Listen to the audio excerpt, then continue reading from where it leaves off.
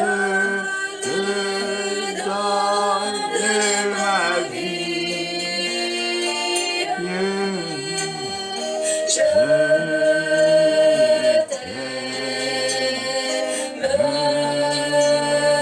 tant. Bien-aimés dans le Seigneur, que la grâce et la paix de notre Seigneur Jésus-Christ règne sur vous et que chacun, par la conviction du Saint-Esprit, puisse donner sa vie au Seigneur. La plus bonne chose qui puisse arriver à un être humain, c'est lorsqu'il donne sa vie à Dieu. Parce que la vie que nous avons ne nous appartient pas à nous-mêmes. C'est Dieu qui, dans son amour, a soufflé le souffle de vie dans nos narines. Et c'est à partir de cet instant que nous sommes devenus donc des êtres vivants. Quelle reconnaissance et quelle droiture de lui remettre cette vie, afin qu'il nous garde, qu'il nous préserve, qu'il nous cultive et qu'il nous transforme pour la seule gloire de son si grand nom. Que nous puissions jouir des avantages, de nos droits et du bonheur d'être enfants de Dieu. Et étant parvenus donc à la dimension de fils, que nous puissions donc gérer comme de bons intendants l'héritage du royaume. Aujourd'hui, par la grâce de Dieu, j'aimerais donc partager un enseignement et je crois que cet enseignement, il est fondamental, il est indispensable, voire primordial. Il est important pour nous tous qui servons Dieu et important pour nous tous qui aimons le Seigneur de comprendre ce que par la grâce de Dieu, l'Esprit nous aidera à comprendre en ce jour. Aujourd'hui, je veux donc laisser un enseignement, un message. Et le thème donc du message que je veux partager avec vous ce matin, c'est afin que l'Esprit vienne sur la parole. Afin que l'Esprit vienne sur la parole. J'aimerais que vous sachiez une chose. Et j'aimerais que vous reteniez ceci. Dieu est unique. Mais il est le créateur de toutes choses. Mais dans la définition donc de la Trinité divine, il nous permet de l'apprécier, de l'appréhender, de le percevoir et donc comprendre qu'il est parole et aussi il est esprit. Donc Dieu est parole et cette parole-là, elle devient esprit pour vivre. Donc quand nous regardons Dieu dans la mise en place du dispositif céleste, il y a ce qu'on appelle la parole de Dieu et il y a ce qu'on appelle l'Esprit de Dieu. La parole de Dieu est le nom de Dieu. Et l'Esprit de Dieu est la fonction de Dieu. Et puisque Dieu, il est unique, ça nous ramène à fondre la fonction dans la nomination. C'est comme Jésus qui est son nom et Christ qui est sa fonction en tant que Messie ou un sauveur. Et j'aimerais vous faire constater que si une parole n'entraîne pas l'esprit, la parole ne peut pas vivre. C'est pour ça que Jésus-Christ dit, les paroles que je vous annonce, elles sont esprit et vie. Donc la parole ne peut vivre que par l'esprit. C'est pour ça que la Bible dit que la lettre, elle tue. En d'autres termes, la lettre, elle n'agit pas dans le sens de la vie, mais c'est l'esprit qui vivifie. C'est l'esprit qui manifeste la lettre. Donc, si quelqu'un dit par exemple, tu es béni, c'est une parole. Mais si la parole de tu es béni n'est pas suivie par l'esprit de la bénédiction, la parole ne pourra pas donc prendre forme et vivre.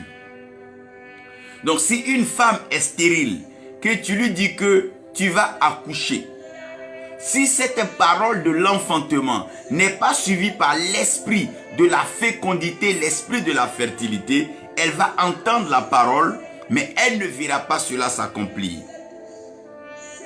C'est comme la mort. La mort en elle-même n'est rien sans l'esprit de mort.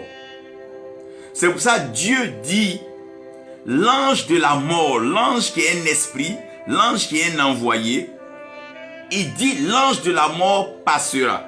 Ce n'est pas la mort elle-même qui passera, mais c'est l'esprit de mort.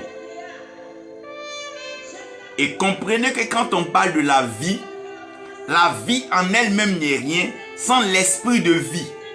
On parle de souffle de vie, on parle de fruit de vie, on parle de arbre de vie, on parle de esprit de vie.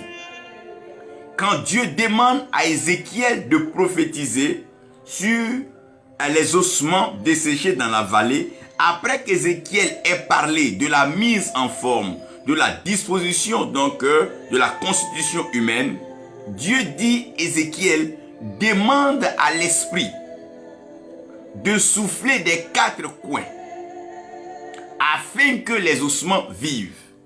Donc si la parole prophétique d'Ézéchiel n'est pas suivie par l'esprit prophétique de la parole, il sera donc difficile pour que cette parole vive.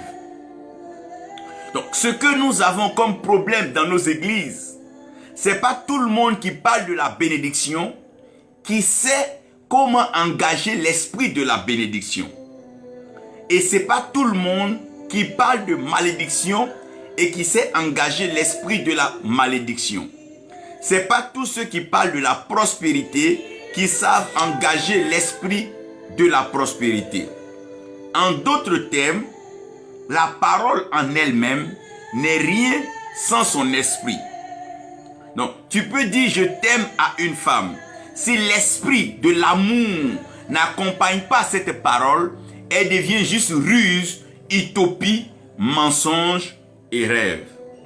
Donc, lorsque l'esprit de la parole se pose sur la parole, il y a manifestation de la parole. Donc, la parole en elle-même, elle ne suffit pas. C'est pour ça une prière sans l'esprit de Dieu ne suffit pas. Pourquoi chaque année nous faisons des vœux de nouvel an, mais ces vœux de nouvel an ne s'accomplissent pas? Mais c'est tout simplement parce que les vœux des hommes sont émis de la volonté des hommes, mais cela n'est pas accompagné par l'esprit de Dieu. Alors que lorsque l'esprit vient sur la parole se manifeste d'elle-même. Quand tu dis à quelqu'un sois guéri, c'est l'esprit de la guérison qui vient du don de la guérison donné par le Saint-Esprit, dont l'esprit approuve la parole et elle a donc sa manifestation. C'est pour ça, pour que un événement ait lieu, il va falloir l'esprit et la parole de l'événement. Donc si tu organises une fête, que l'esprit de la fête n'habite pas ceux qui viennent à la fête, ils vont gâcher l'événement parce qu'il va falloir que l'esprit soit en phase avec la parole. Si l'esprit n'est pas en phase avec la parole ne s'accomplit pas. C'est pour ça que vous voyez que nous disons beaucoup de choses dans nos lieux de culte. Nous parlons nous crions, nous confessons, nous déclarons, nous proclamons, mais nous ne voyons pas ce que nous avons demandé. Tout simplement parce que l'esprit de la parole n'est pas encore arrivé. Les disciples ont connu le même problème que vous et moi. Ils ont été avec Jésus. Ils ont marché avec lui. Ils l'ont touché. Ils l'ont côtoyé. Il a habité parmi eux. Il leur a appris beaucoup de choses, sinon tout ce qu'il pouvait leur apprendre. Mais lorsque nous approchons Gethsémane, nous voyons déjà que les disciples sont affaiblis, ils n'ont plus la force pour aller prier. Lorsque Jésus-Christ va être arrêté, Pierre oublie tous les enseignements de Jésus. Il ne sait pas que notre combat n'est pas charnel, mais que notre combat est spirituel. Pierre va sortir un couteau. Donc Pierre revient dans un monde purement matériel. Parce que la parole dispose le monde matériel, mais c'est l'esprit qui favorise l'invisible dans le monde matériel. Donc vous allez voir que les disciples vont commencer à avoir des attitudes et des habitudes qu'on ne leur connaissait pas. Pierre, le belliqueux, le zélé qui va régner et même confesser haut et fort qu'il n'a jamais entendu parler de Jésus en Israël. Judas qui va se retrouver en train d'être donc emporté par l'esprit de perdition. Il y a la perdition, il y a l'esprit de la perdition. Il y a donc la pauvreté, il y a l'esprit de la pauvreté. Voyez? Comprenez qu'il y a la dépravation et il y a l'esprit de la dépravation. C'est quand l'esprit vient maintenant sur la parole que la chose est manifeste. Mais ils vont faire tout cela parce que l'esprit qui avait été promis n'était pas encore arrivé. Mais quand l'esprit de Christ, donc l'esprit qui a été promis est arrivé sur eux le jour de la Pentecôte, mettez un revolver sur Pierre. Pierre vous dira que Jésus-Christ est même Seigneur et Sauveur. D'ailleurs, c'est parce qu'il est Seigneur et Sauveur que lui, Pierre, il est fier d'annoncer cela. Donc la parole, quand elle n'est pas accompagnée de l'esprit, elle rend menteur, elle rend illusoire. Donc si vous voyez beaucoup de personnes aujourd'hui utiliser la ruse, le mensonge, les montages de miracles et toutes ces choses, c'est parce que l'esprit du miracle n'est pas venu sur la parole du miracle. Donc si l'esprit n'est pas présent, la parole elle seule ne suffit pas. La prière elle seule ne suffit pas. La demande elle seule ne suffit pas. Nos actions ne suffisent pas sans l'esprit qui accompagne la chose. C'est pour ça que tu peux offrir un cadeau à quelqu'un. Si l'esprit qui est derrière n'est pas bon, la personne peut refuser le cadeau. Tu peux inviter quelqu'un. Si l'esprit qui est derrière n'est pas bon, la personne peut alors décliner. Donc comprenez, quand on parle du désordre, le désordre est un mot. Mais ce qui favorise le désordre, c'est l'esprit du désordre. Et j'aimerais donc ici, avant d'entrer dans le passage, vous dire une chose. Tu peux parler de paix dans un pays, mais si l'esprit de paix n'est pas sur le pays, tu vas beau proclamer la paix, mais tu seras étonné de voir une guerre éclater à tes narines et sous tes yeux. Pourquoi? Parce que tu as parlé d'un mot qui n'a pas été accompagné par l'esprit. Donc l'esprit vient pour accompagner la parole. Parce que la parole, elle seule, elle ne suffit pas. Donc la parole et l'esprit viennent maintenant fusionner comme une femme et un homme qui vont s'accoupler pour donner donc l'enfant. Donc comprenez qu'au commencement, Dieu créa les cieux et la terre. Donc quand on parle de l'homme en lui-même, comprenez que l'homme est fait d'invisible et de visible. Maintenant l'âme devient comme une passerelle, l'âme devient comme une télécommande qui peut entrer dans le monde spirituel et aussi entrer dans le monde matériel. Sinon, ce n'est pas une question de 3, c'est une question de 2. Il y a le ciel et il y a la terre. Il y a le visible et il y a l'invisible. Il y a le naturel et il y a le surnaturel. Donc quand Dieu a créé le ciel et que Dieu a créé la terre, David dit: ô Dieu, pour toujours, ta parole, elle est établie dans le ciel. Donc la parole de Dieu est établie dans le ciel. On ne peut pas enlever un iota. On ne peut pas ajouter aussi un iota. Donc la parole de Dieu qui est établie dans le ciel là, Personne ne peut ajouter quelque chose à cette parole. Peu importe le titre et le nom que tu porteras, peu importe ta dénomination et ta compréhension de la parole de Dieu, tu ne peux rien ajouter à cette parole parce que la parole est un nom. Et cette parole-là, elle est établie au ciel. C'est comme le nom de quelqu'un. C'est son nom et c'est son nom.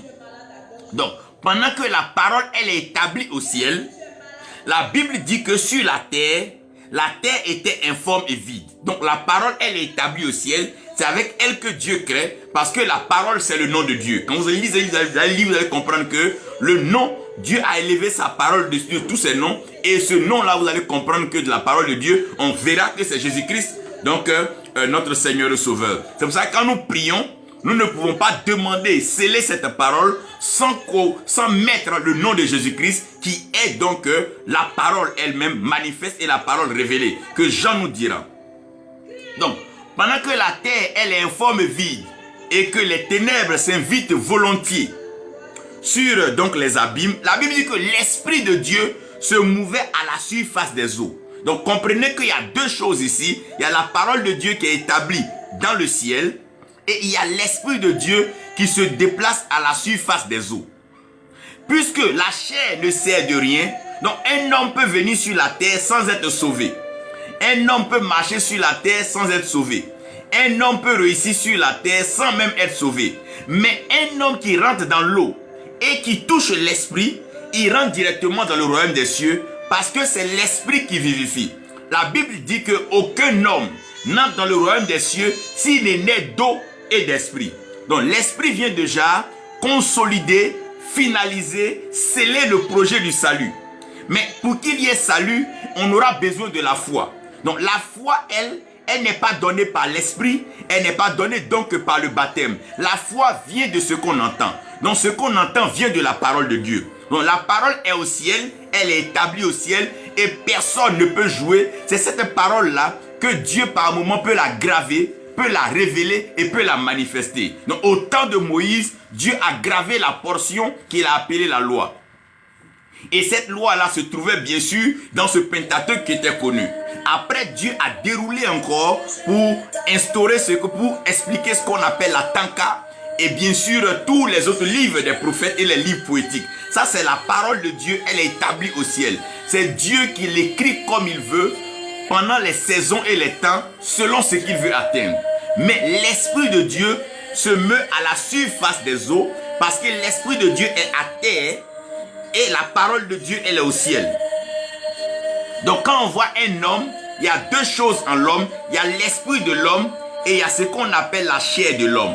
Ce qui est la chair de l'homme, cette chair de l'homme, Dieu a pris la poussière de la terre. Alors que la terre a été faite par la parole, donc la chair que nous voyons, la terre que nous avons, elle est le produit de la parole. Maintenant, Dieu a soufflé dans les narines de l'homme le souffle de vie. Donc le souffle de vie là, c'est ce qui est l'esprit de vie. Donc en l'homme, il y a ces deux choses. Il y a la parole et il y a l'esprit. Donc c'est la parole qui fait que l'homme est. Maintenant c'est l'esprit qui permet à l'homme de faire et de se mouvoir. Donc tu peux avoir un nom de grand. Mais si l'esprit de la grandeur n'est pas sur toi, tu n'accompliras pas les œuvres de la grandeur. Donc un homme peut s'appeler David.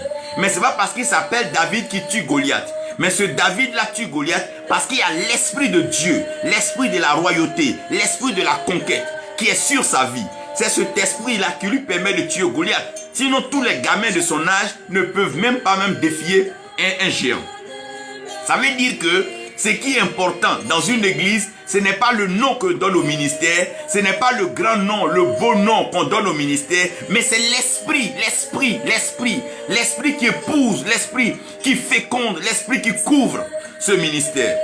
Lorsque Gabriel vient parler à Marie, il dit à Marie, tu es bénie entre toutes les femmes. Et d'ailleurs, que le fruit de tes entrailles est béni. Mais Marie dit, comment cela va se faire? Puisque moi je suis chair, je suis sur terre, je suis fruit de parole et tu viens de me parler, je suis d'accord pour la parole. À l'ange de lui dit que l'esprit du Très-Haut, l'ombre du Très-Haut va te couvrir. Ça veut dire que la parole sans l'esprit ne vaut rien. Donc l'âme est au milieu. L'âme a l'occasion de s'imprégner de ce que l'esprit lui donne, comme l'âme aussi peut être influencée par la chair, donc par la terre. C'est pour ça que le diable peut parler.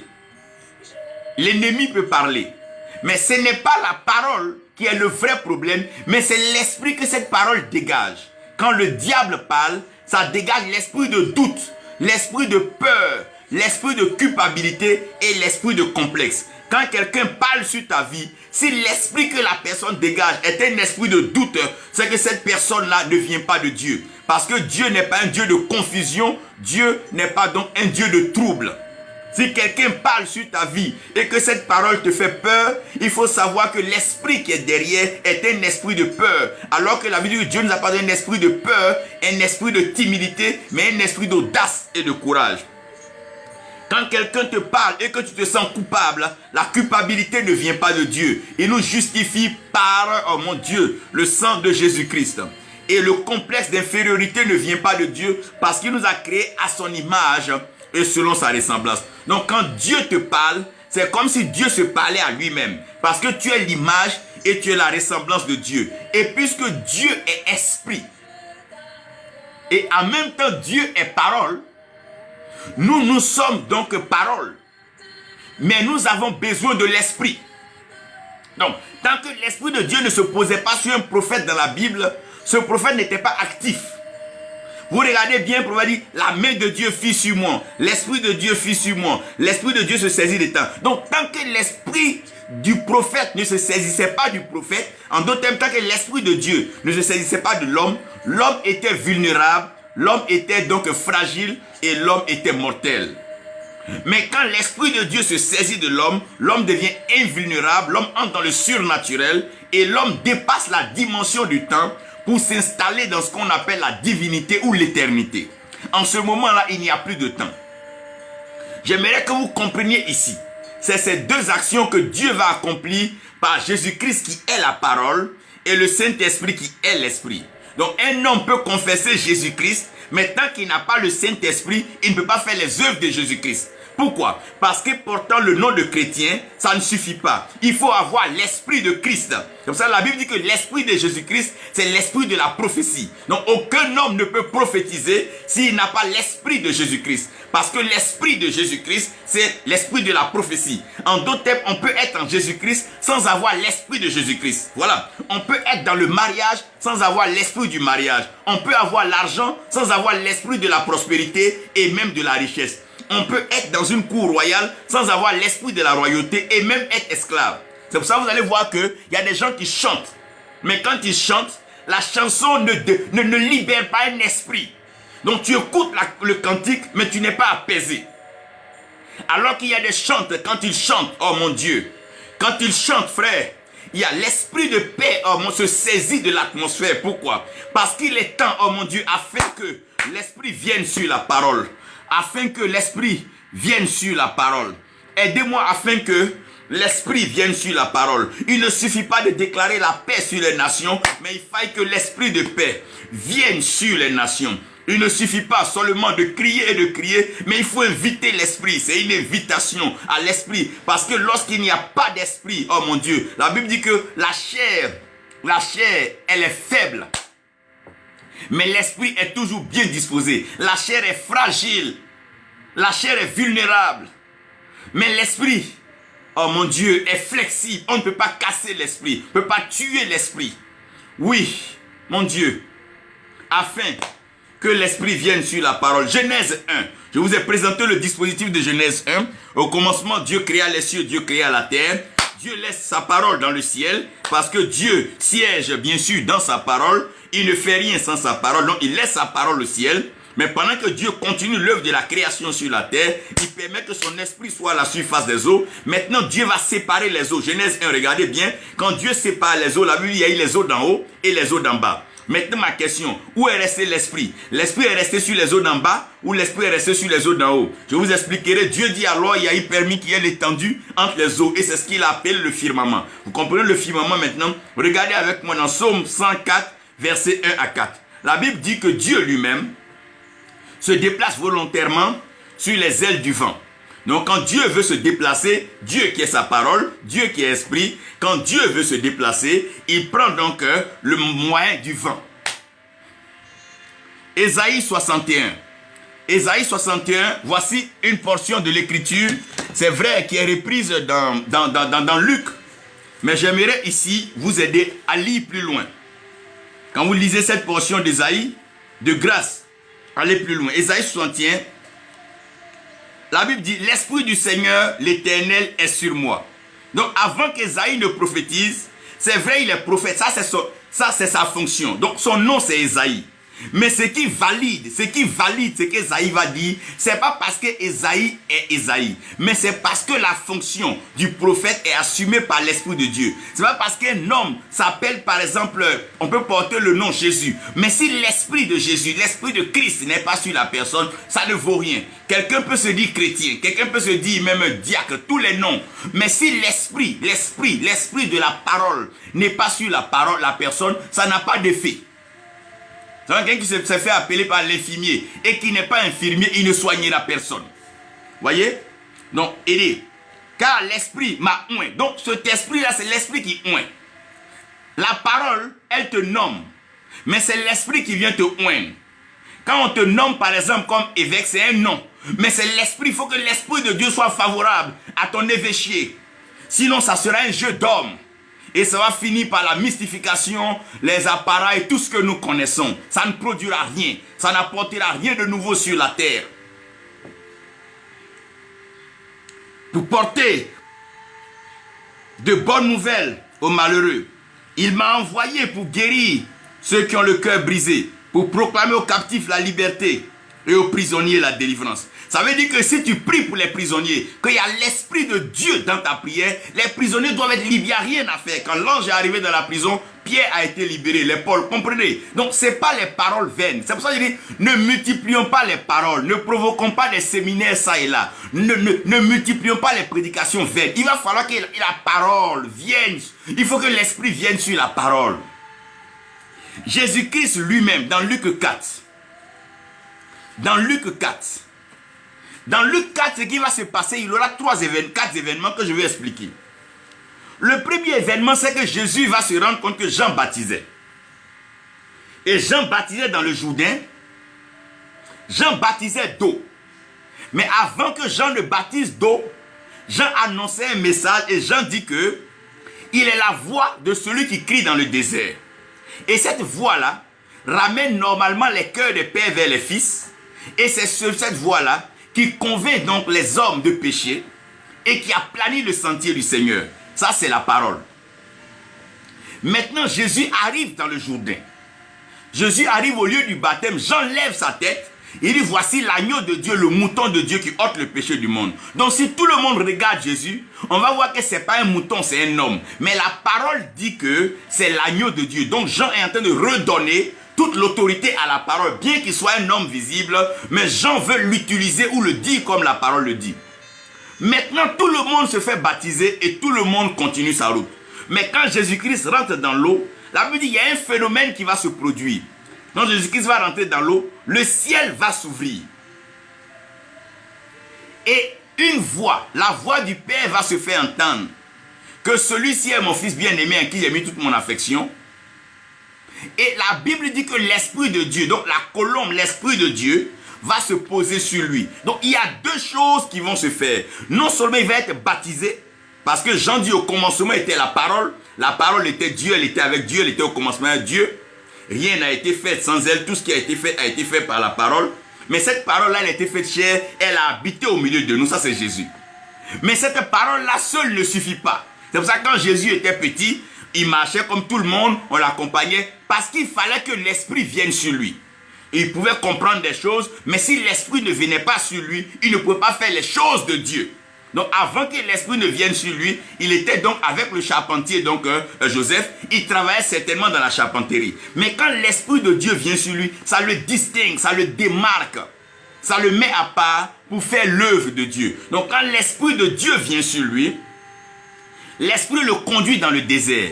Là où il n'allait pas partir lui-même, l'Esprit le conduit là-bas. Parce que ceux qui sont conduits par l'esprit, ceux-là sont fils de Dieu. Pas ceux qui choisissent leur défi, ceux qui choisissent eux-mêmes leur lieu, ils veulent faire leur mission. Non, il y a des gens qui choisissent eux-mêmes leur œuvre, qui choisissent leur message, choisissent leur ministère quand ils vont prêcher. Ça, c'est leur œuvre. Mais quand c'est l'œuvre de Dieu, tu ne connais ni l'heure, ni le jour. C'est Dieu qui inspire et c'est Dieu qui prête. C'est Dieu lui-même qui dispose.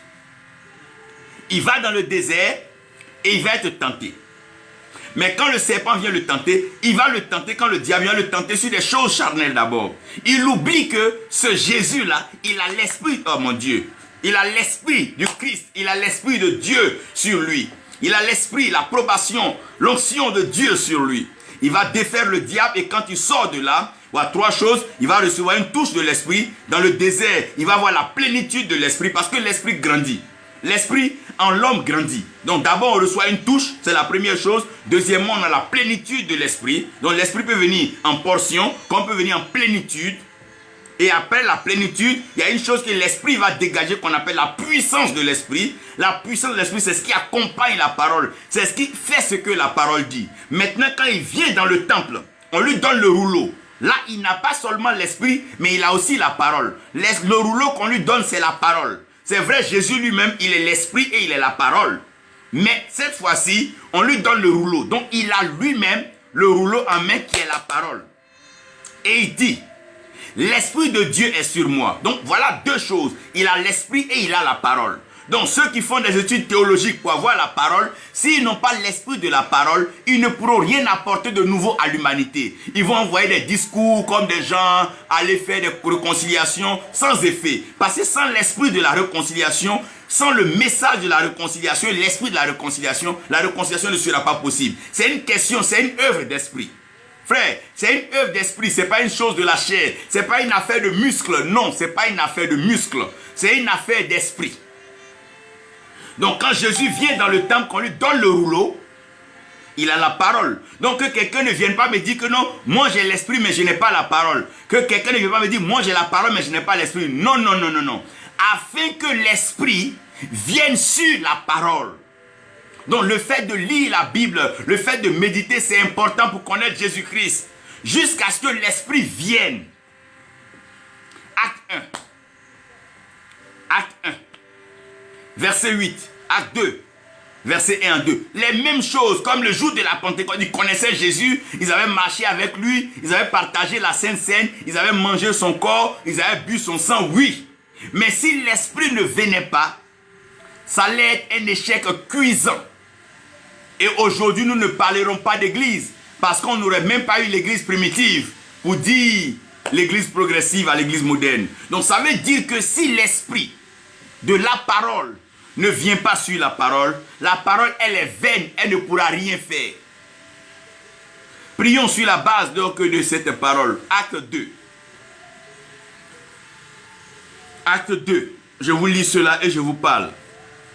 Mais je crois que vous commencez à comprendre le nom et la fonction. Vous commencez à bien comprendre. Personne ne doit avoir la parole sans l'esprit. Et personne ne doit avoir l'esprit sans la parole. Les deux doivent se rencontrer. Et c'est les deux qui doivent agir ensemble. Acte 2. Nous sommes ici au verset 1. La Bible dit, le jour de la Pentecôte, ils étaient tous ensemble, dans le même lieu. Tout à coup, il vint du ciel un bruit, comme celui d'un vent impétueux. Et il remplit toute la maison où ils étaient. Des langues semblables à des langues de feu leur apparurent, séparées les unes des autres, et se posèrent sur chacun d'eux. Et ils furent tous remplis du Saint-Esprit. Oh mon Dieu, ah mon Dieu. Et se mirent à parler en d'autres langues, selon que l'Esprit leur donnait d'exprimer. Père, tu as l'autorité spirituelle suprême. Tu règnes dans le ciel et sur la terre, tu accomplis tes œuvres. Viens par ta parole ce matin. Fais-nous du bien, inspire-nous, convainc-nous. Aide-nous, Seigneur, afin que ton esprit vienne se poser sur la parole pour que nous puissions, oh Dieu, être efficaces pour cette œuvre. Merci, Père, pour ta fidélité. Au nom de Jésus-Christ. Amen. J'aimerais que vous regardiez un peu, je vous ai déjà fait un peu l'historique dans le message. Et je vous ai parlé donc ici du mystère de la création. Comment donc Dieu a créé. Et dans donc ce mystère de la création, vous allez voir que Dieu crée le ciel et la terre. Le ciel qui sera le détenteur de la parole. et la terre qui sera donc le lieu sur lequel l'Esprit devait habiter. Mais comme la terre était sèche, l'Esprit était à la surface des eaux. Donc l'Esprit va tisser cette alliance-là avec les eaux. Vous comprendrez pourquoi dans le ministère, dans le miracle, les gens ont utilisé beaucoup l'eau. Pourquoi l'ange venait agiter l'eau à la piscine de Bethesda. C'est à cause de cette alliance-là, l'Esprit et l'eau. Le feu est donc la parole est un feu dévorant. Puisque Dieu établit donc sa parole dans le ciel, quand Élie demande donc que le feu vienne du ciel, Élie est en phase alors avec donc cette affaire de la parole.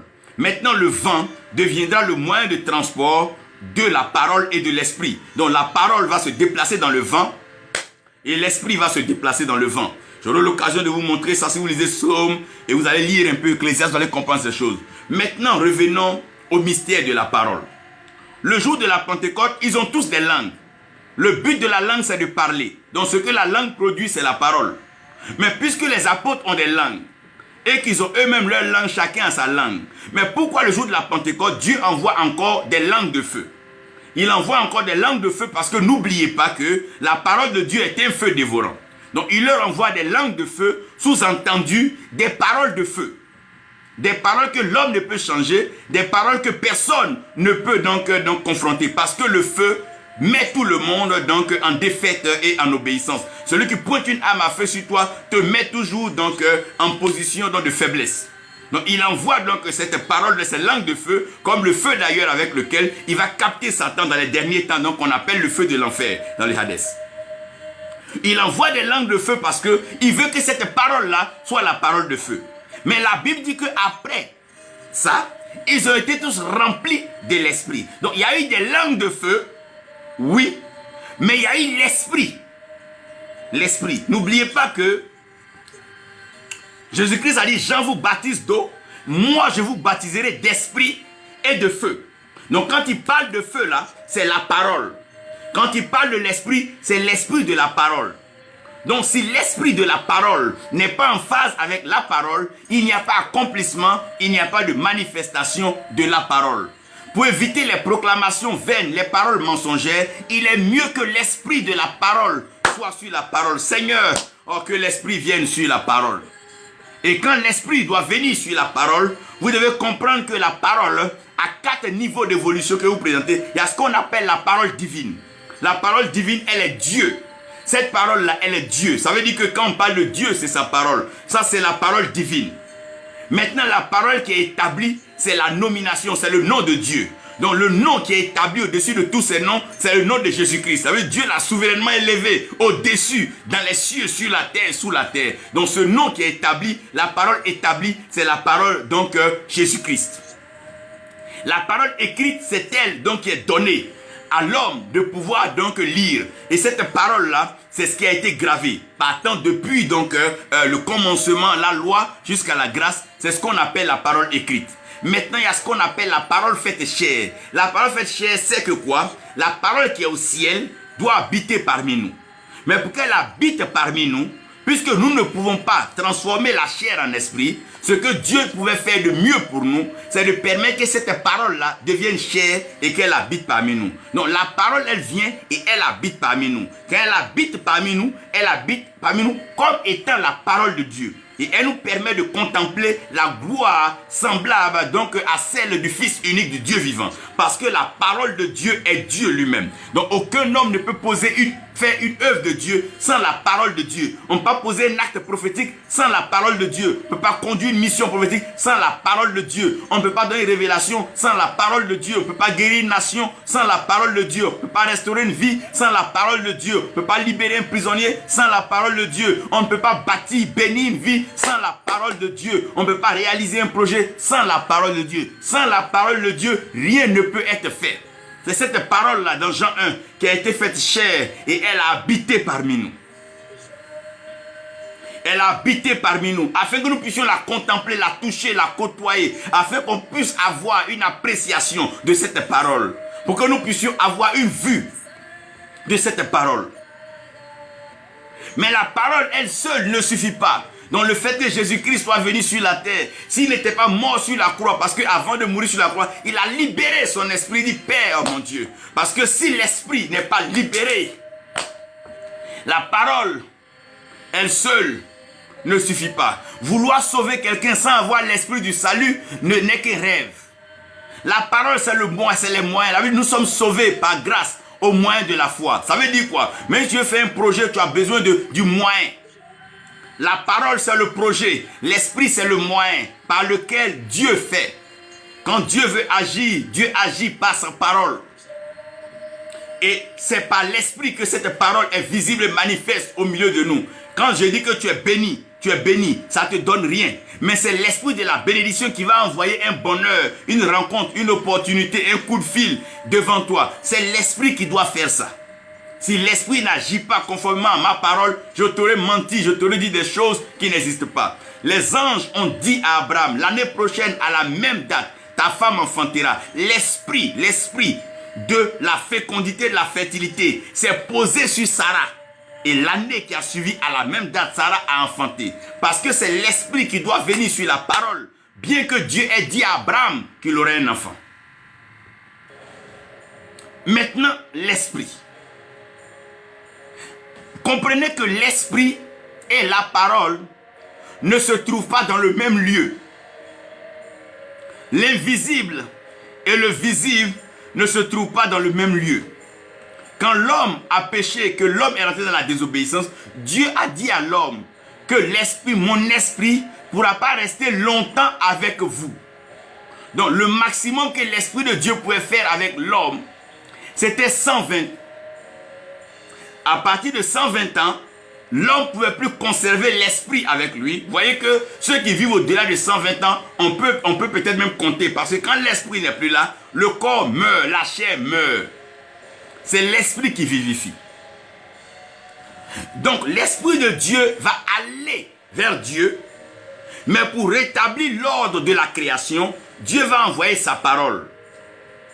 Parce que Dieu est un Dieu d'ordre. Donc Dieu envoie sa parole. Et sa parole qui est Jésus-Christ, qui vient établir l'ordre dans notre vie.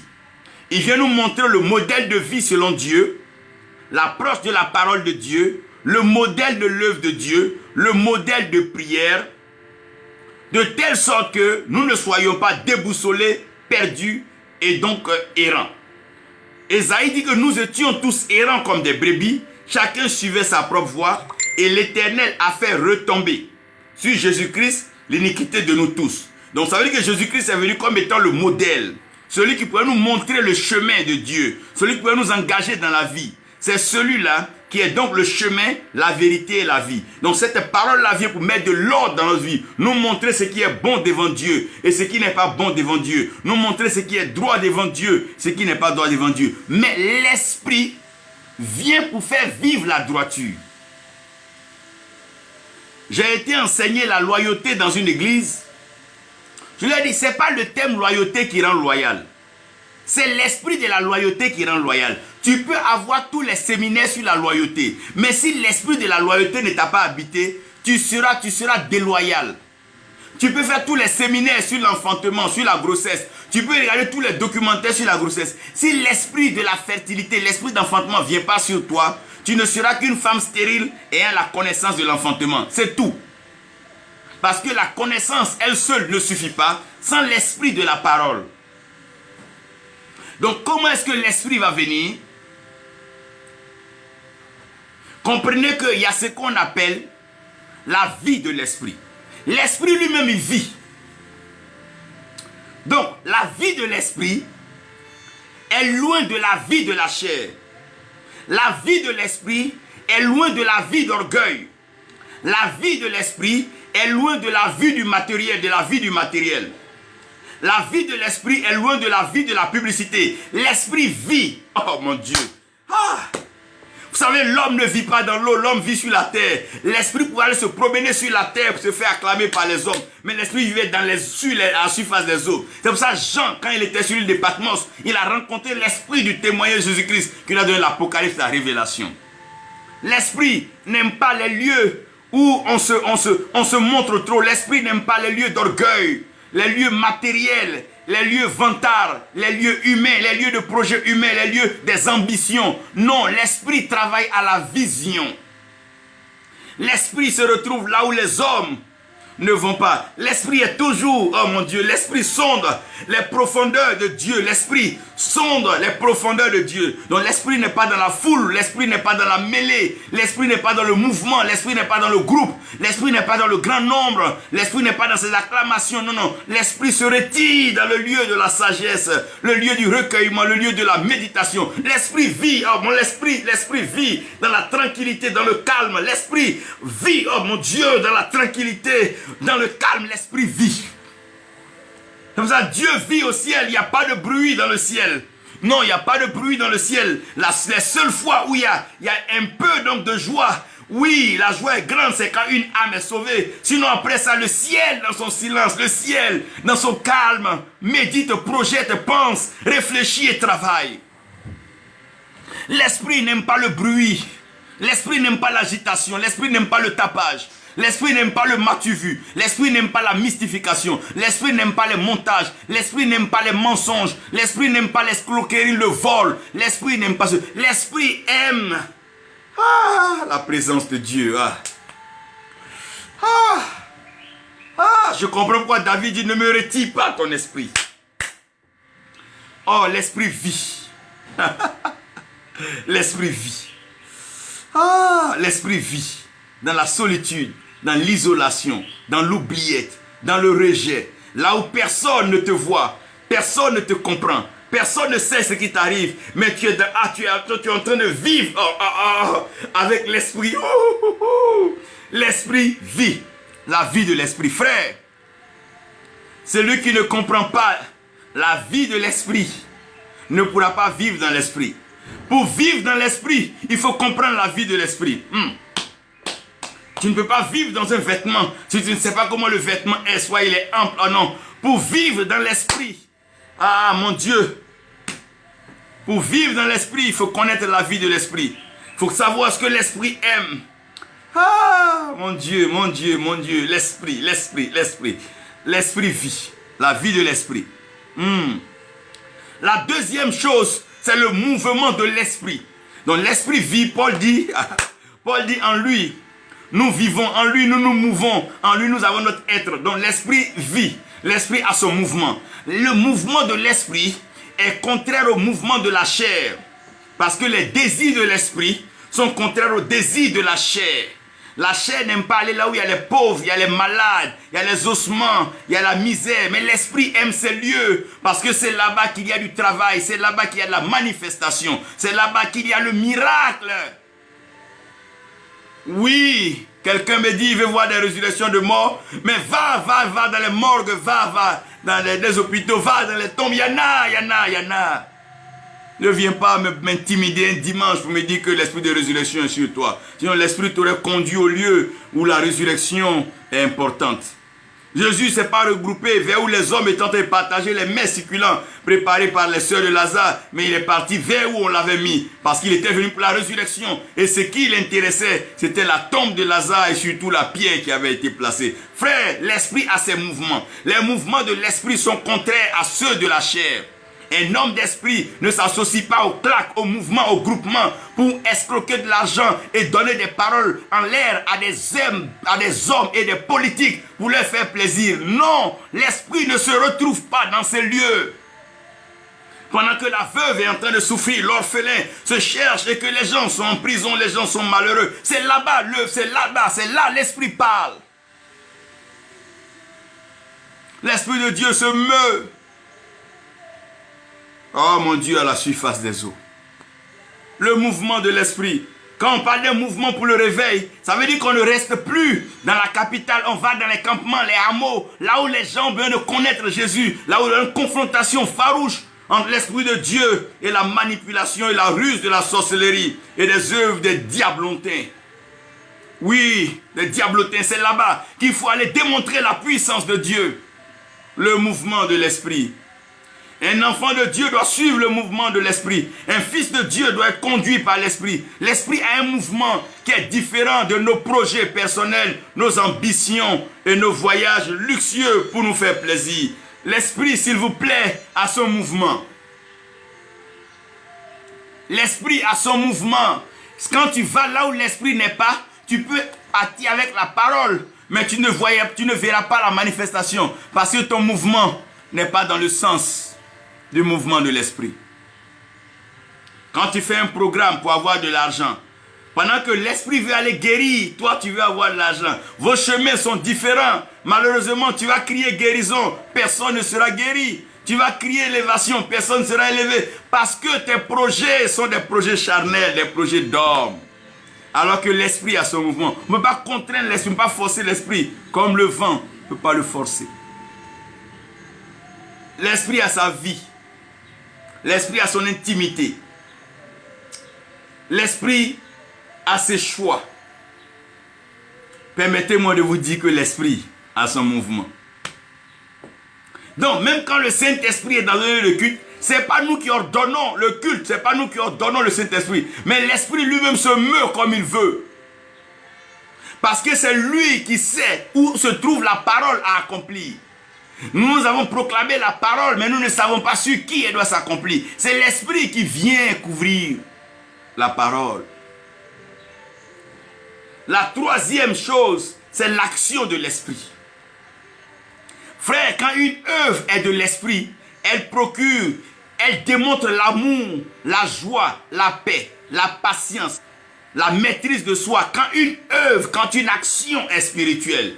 Frère, quand une action est de l'Esprit, oui, quand une relation est de l'Esprit, quand une rencontre est de l'Esprit, quand un projet est de l'Esprit, quand une manifestation est de l'Esprit, quand une prédication est de l'Esprit, quand une croisade est de l'Esprit, quand un voyage est de l'Esprit, l'action de l'Esprit.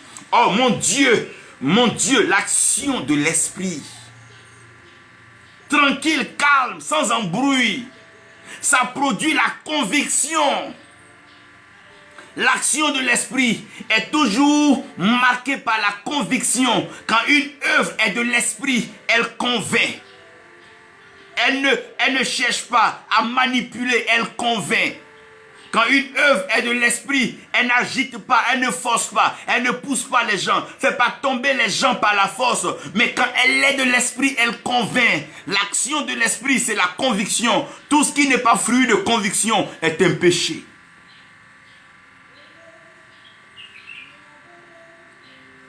La quatrième chose, l'esprit même a son témoignage. Le témoignage de l'esprit.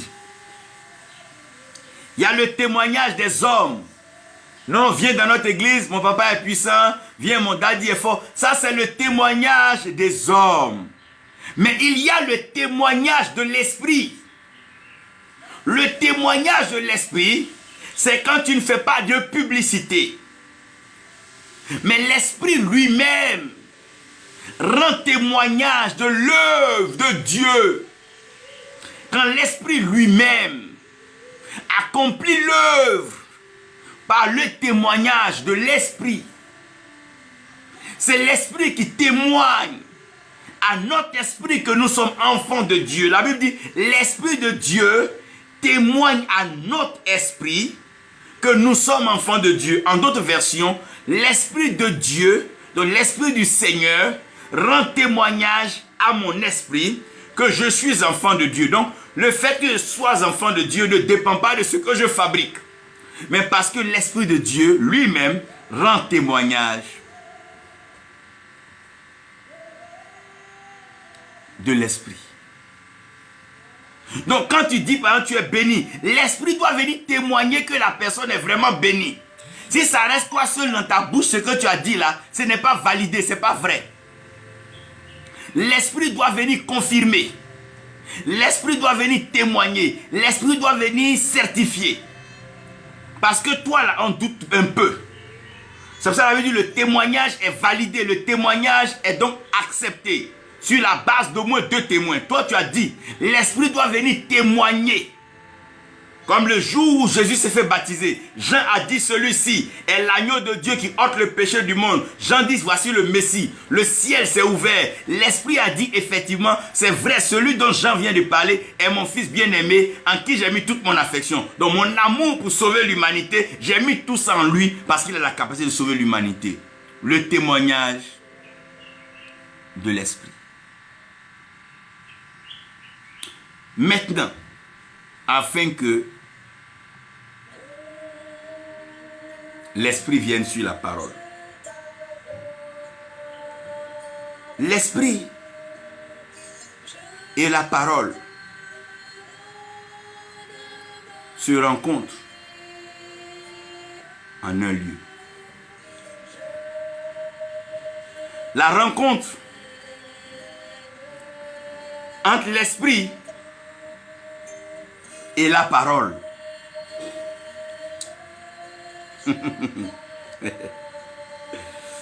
La rencontre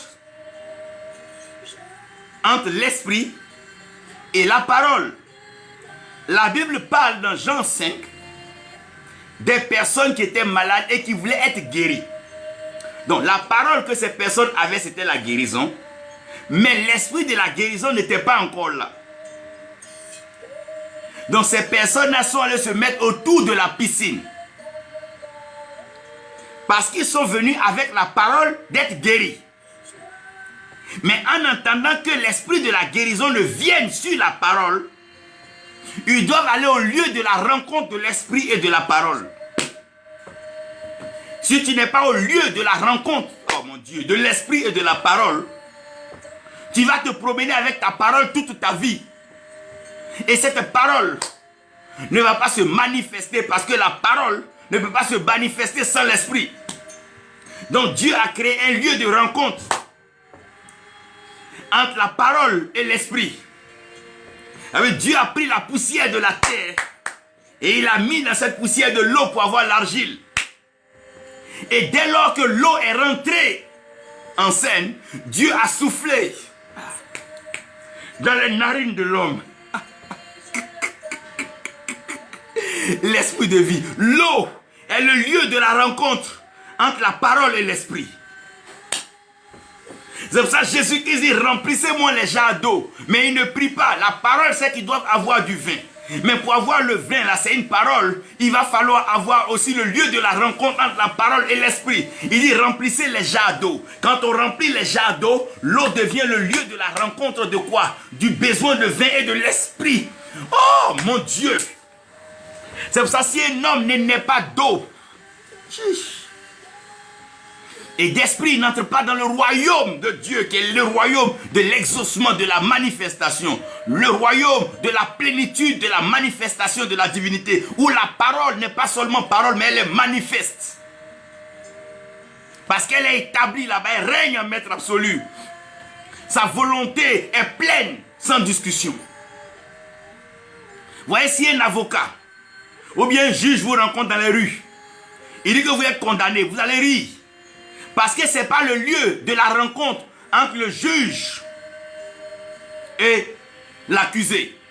Mais quand vous vous rencontrez dans le palais de justice ou au tribunal, quand le juge dit que tu es condamné, la parole prend effet parce que le juge est dans le lieu où il doit pouvoir prononcer la parole. Parce que là maintenant, non seulement il est juge, mais la fonction de juge est activée par le lieu dans lequel il est assis.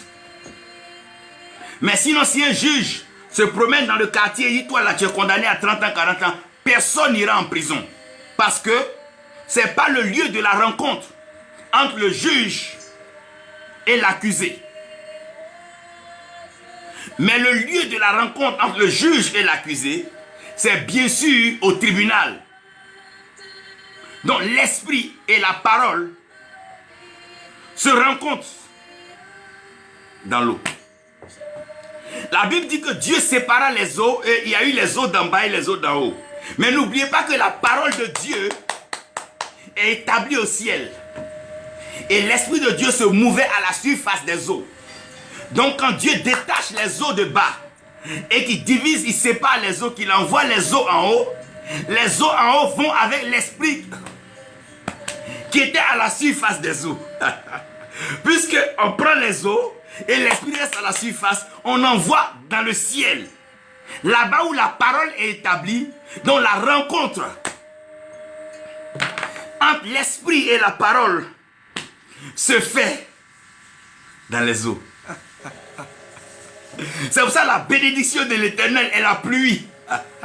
C'est pour ça la bénédiction de l'Éternel, c'est l'eau qui arrose. Oui, l'eau, le lieu de la rencontre entre l'esprit et la parole. Jean avait la parole, mais Jean n'avait pas la révélation. Mais quand Jean s'est retrouvé sur l'île de Patmos, oh mon Dieu, mon Dieu, mon Dieu, la révélation lui est venue, le témoignage de Jésus-Christ.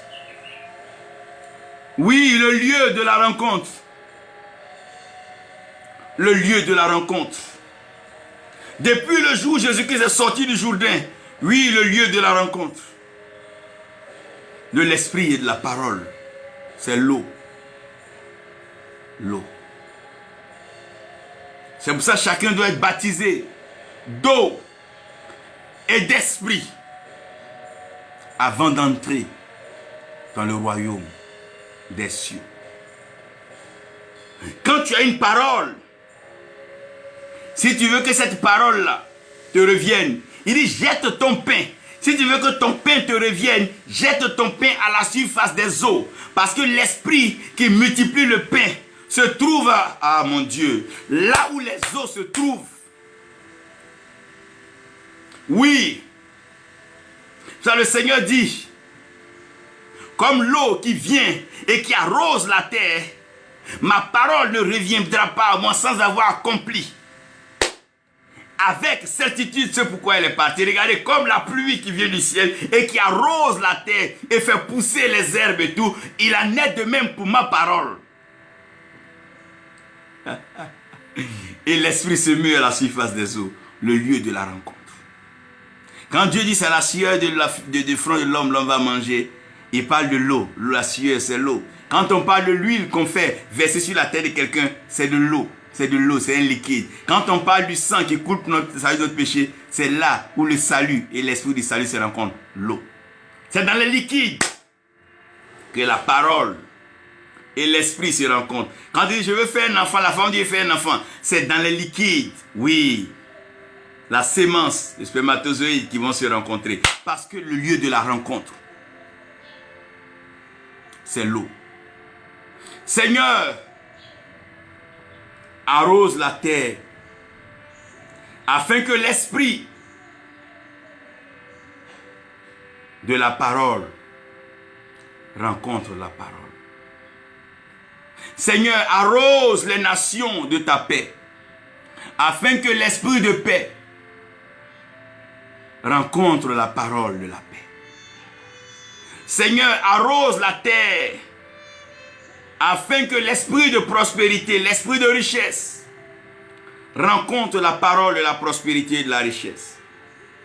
Seigneur, je prie et je te rends toute la gloire.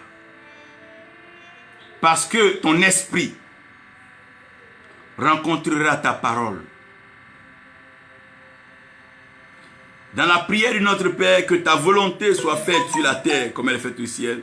Mais avant cela, il fallait que ton esprit vienne. Que ton esprit, que l'esprit de la parole vienne sur la parole. Afin que ta volonté, qui est ta parole, soit faite comme elle est faite au ciel. Envoie ton esprit sur nous. Envoie ton esprit sur nos nations. Envoie ton esprit sur nos maisons. Envoie ton esprit sur nos missions. Envoie ton esprit, Seigneur. Envoie ton esprit. Afin que l'esprit rencontre la parole. Afin que l'esprit vienne sur la parole. Je prie, je déclare, je prophétise que toute parole que tu vas prêcher, enseigner, que l'esprit de la parole vienne sur cette parole. Que l'esprit de la parole vienne sur ta proclamation. Que l'esprit de la parole vienne sur tes déclarations. Que l'esprit de la parole vienne au rendez-vous de ta prière. Afin que tes paroles soient accompagnées par l'esprit de la parole. Et que la gloire de Dieu soit manifestée. Quand Jésus va ressusciter Lazare, il se trouve devant la tombe de Lazare. La pierre, elle est roulée. Mais Jésus doit faire rencontrer la parole et l'esprit de la parole. Il sait que le seul lieu où l'esprit et la parole se rencontrent, c'est l'eau.